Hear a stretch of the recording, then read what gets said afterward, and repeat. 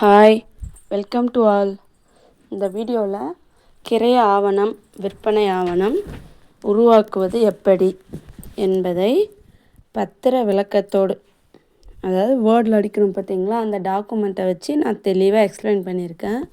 கமெண்டில் ஒரு சிஸ்டர் கேட்டிருந்தாங்க, அவங்களுக்காகவே ஸ்பெஷலாக இது டாக்குமெண்ட்டை வச்சு நான் உருவாக்கியிருக்கேன். ஸ்கிப் பண்ணாமல் ஸ்டெப் பை ஸ்டெப்பாக பாருங்கள். ஏதாச்சும் டவுட் இருந்ததுன்னா வாட்ஸ்அப்பில் மெசேஜ் பண்ணுங்கள்.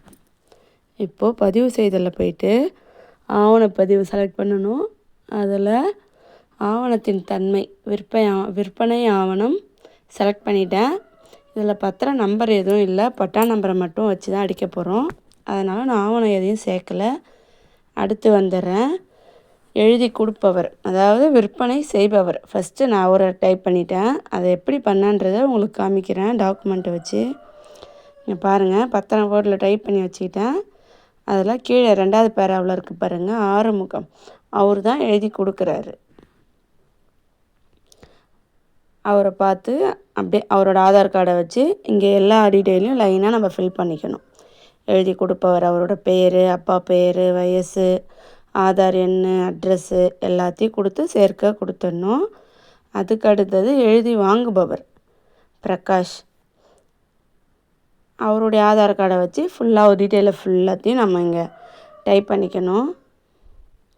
பேர், ஊர் எல்லாமே லைனாக ஸ்டெப் பை ஸ்டெப்பாக டைப் பண்ணி வச்சுக்கணும். அதுக்கு அடுத்தது பிரதிநிதி கார்டியன். இதில் யாரும் இல்லை 18 வயசு கம்மியாக, அதனால் நான் கார்டியன் எதுவும் அடிக்கலை. சாட்சி வந்துட்டேன். 2 சாட்சி சேர்த்துக்கணும். அவங்க ஆதார் கார்டை பார்த்து அவங்க டீட்டெயில் எல்லாமே நம்ம ஸ்டெப் பை ஸ்டெப்பாக ஃபில் பண்ணிவிட்டு சாட்சியை சேர்த்துடலாம். அதுக்கு அடுத்தது தாக்கல் செய்பவர். இங்கே யார் எழுதி வாங்குகிறாங்களோ அவங்க தான் தாக்கல் செய்கிறவங்க.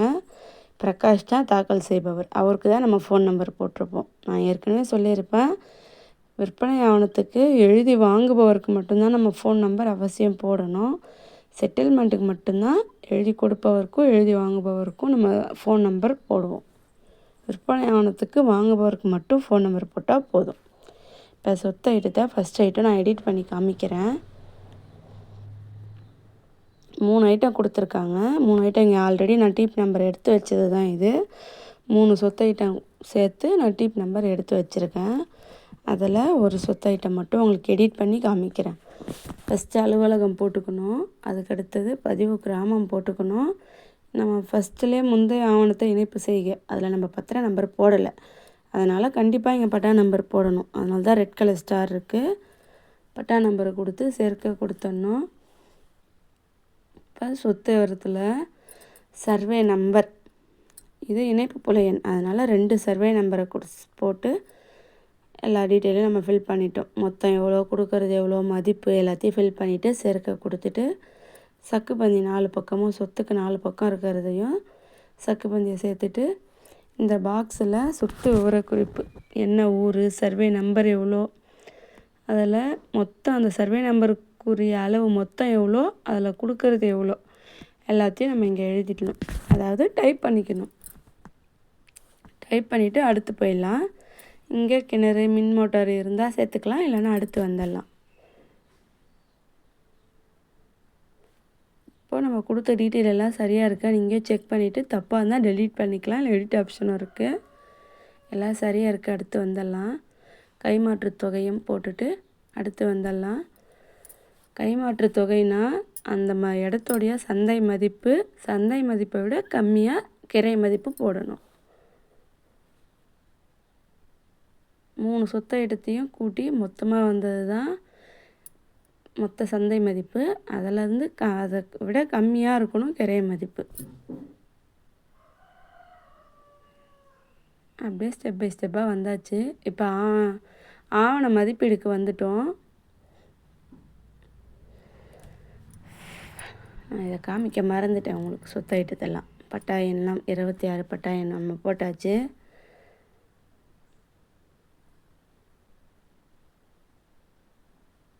இதெல்லாம் வாசகம்தான். அதுக்கடுத்து சொத்து விவரத்தில் இங்கே இருக்குது பாருங்கள், சர்வே எண்,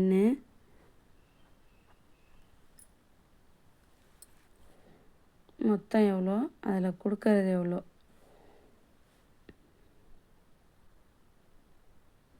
இப்போ இந்த ஆவண மதிப்பில் ஃபஸ்ட்டு இருக்கிறது நம்ம போட்ட மதிப்பு, ரெண்டாவது இருக்கிறது கணினி மதிப்பு, அது பக்கத்தில் இருக்கிறது ஸ்டாம்ப்பு, அதுக்கடுத்து பதிவு கட்டணம், உட்பிரிவு.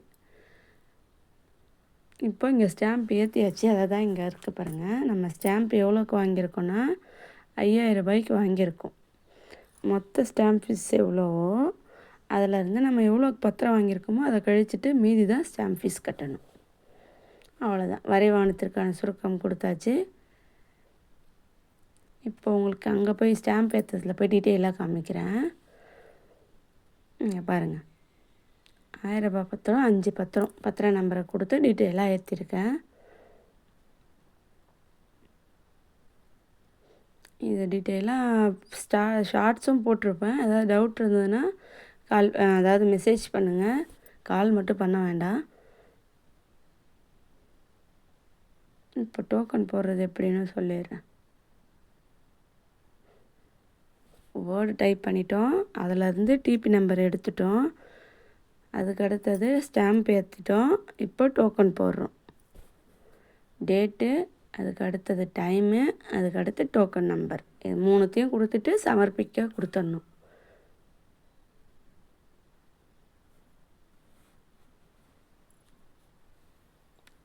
சமர்ப்பிக்க கொடுத்துட்டு மேம்படுத்துக, அதாவது நான் ஏற்கனவே போட்டதால் இப்போ எனக்கு மேம்படுத்துக்கன்னு காமிக்குது. புதுசாக இருந்தால் சமர்ப்பிக்கன்னு காமிக்கும்.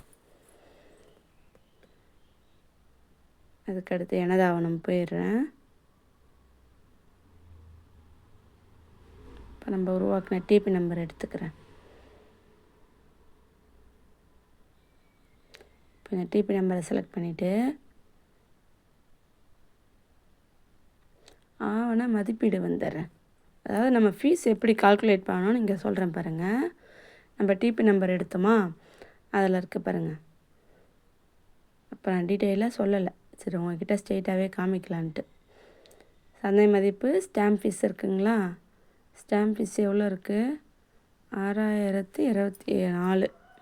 நம்ம எவ்வளோக்கு நம்ம பத்திரம் வாங்கியிருக்கோம், 5000 ரூபாய் பத்திரம், அதாவது 5000 ரூபாய்க்கு பத்திரம் வாங்கிட்டோம். இப்போ மீதி இருக்க பாக்கி எவ்வளோன்னு பாருங்கள். கீழே குறைவு முத்திரை தீர்வை 1004, 24 எனக்கு சரியாக தெரியல. அதுக்கு அடுத்தது பதிவு கட்டணம்.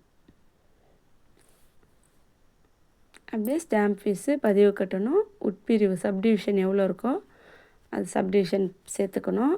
அது கூட computer fees 200, CD 100, document writer நலநிதி 10. இது எல்லாத்தையும் சேர்த்து ஆட் பண்ணிட்டோன்னா மொத்தமாக நம்ம கட்ட வேண்டிய பேமெண்ட் எவ்வளோன்னு வந்துடும்.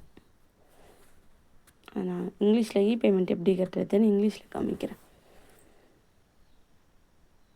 இதில் போயிட்டு சர்வீஸ் எடுத்துகிட்டு payment application new, first name, அதுக்கு அடுத்தது லாஸ்ட் நேம், அது எதுனாலும் நம்ம சும்மா இல்லை எம்எம் இல்லை என்என் ஏதாவது ஒன்று கொடுத்துக்கலாம். மிஸ்டர், மிஸ்ஸஸ் அந்த மாதிரி கொடுத்துட்டு ஆஃபீஸ் நேம் செலக்ட் பண்ணணும். இதுதான் ரொம்ப முக்கியம், இல்லைனா வேறு ஆஃபீஸ்க்கு போய்டும். நம்ம தப்பாக செலக்ட் பண்ணிட்டா அந்த அமௌண்ட் வேறு ஆஃபீஸ் போய்டும். நம்மளோட ஆஃபீஸ் எதுவோ அந்த ஆஃபீஸ் கரெக்டாக செலக்ட் பண்ணிவிட்டு இங்கே டாக்குமெண்ட் ரெஜிஸ்ட்ரேஷன் அப்ளிகேஷன் டைப்பை செலக்ட் பண்ணிடணும். டாக்குமெண்ட் ரெஜிஸ்ட்ரேஷனு, சர்வீஸ் டைப்பு நியூன்னு கொடுத்துட்டு அதுக்கடுத்து கீழே வாங்க, ஸ்டாம்ப் ஃபீஸு, பதிவு கட்டணம், registration fees, computer fees, video processing அதாவது CD fees, subdivision fees, document writer நலநிதி, அது 10 ரூபா. அவ்வளோதான். இப்போது இதெல்லாம் அமௌண்ட் எவ்வளவோ நம்ம அதை இங்கே செலக்ட் பண்ணிடணும், அதை டைப் பண்ணணும். 1750. நம்ம 5000 பத்திரம் கழிச்சிட்டோம் பார்த்தீங்களா, 1000 ரூபா பத்திரம் வாங்க, அந்த 5000த்துக்கு 5000 ரூபா பத்திரம் நம்ம வாங்கியிருக்கோம். அந்த 5000த்தை கழிச்சிட்டு மீதி 1750 ரூபா ஸ்டாம்ப் ஃபீஸ் கட்டணும், பதிவு கட்டணும் 700, computer fees 200, CD fees 100, subdivision 2 subdivision இருக்கிறதால 800, 1 இருந்தால் 400 போடணும். இந்த டாக்குமெண்ட் ரைட்டர் 10, எல்லாத்தையும் டோட்டலாக 3560 ரூபா வந்திருக்கு. இதுக்கு கீழே பாருங்கள், எஸ்பிஐ கேட்வே செலக்ட் பண்ணிவிட்டேன், சப்மிட் கொடுக்குறேன். ஆன்லைன் கேட்டால் எஸ் கொடுக்கணும்.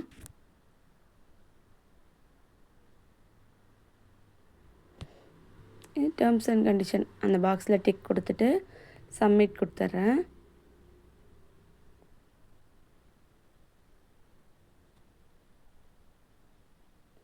இதில் நெட் பேங்கிங்கும் கட்டலாம், யூபிஐயும் கட்டலாம்.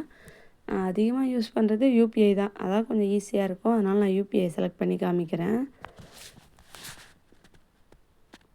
நீங்கள் நெட் பேங்கிங் யூஸ் பண்ணுறீங்கன்னா அங்கேயே கீழே இருக்க பாருங்கள், அதர் பேங்க் நெட் பேங்கிங், அதை செலக்ட் பண்ணிக்கோங்க. இப்போ நான் யூபிஐ செலக்ட் பண்ணியிருக்கேன். கன்ஃபார்ம் கொடுத்துட்றேன்.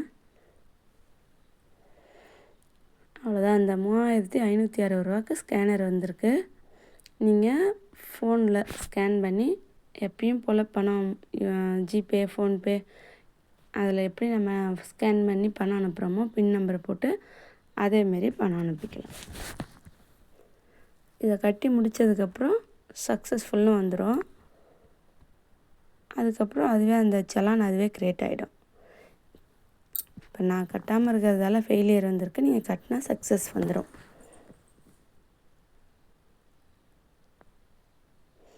இப்போ நான் கட்டலான்றதால ஃபெயில்டு வருது. இங்கே அக்னாலஜ்மெண்ட் வந்துடும். கட்டியிருந்தீங்கன்னா அந்த அக்னாலஜ்மெண்ட்டு இங்கே வந்துடும். இதை தனியாக சர்வீஸ் கிளாஸில் நான் தனியாக உங்களுக்கு டீட்டெயிலாக எக்ஸ்பிளைன் பண்ணுறேன். சர்வீஸை பற்றி ஃபுல்லாக கிளாஸ் வேணும்னா எனக்கு கமெண்ட் பண்ணுங்கள், வாட்ஸ்அப்பில் மெசேஜ் பண்ணுங்கள். ஏதாவது டவுட் இருந்ததுனாலும் மெசேஜ் பண்ணுங்கள். தேங்க்யூ.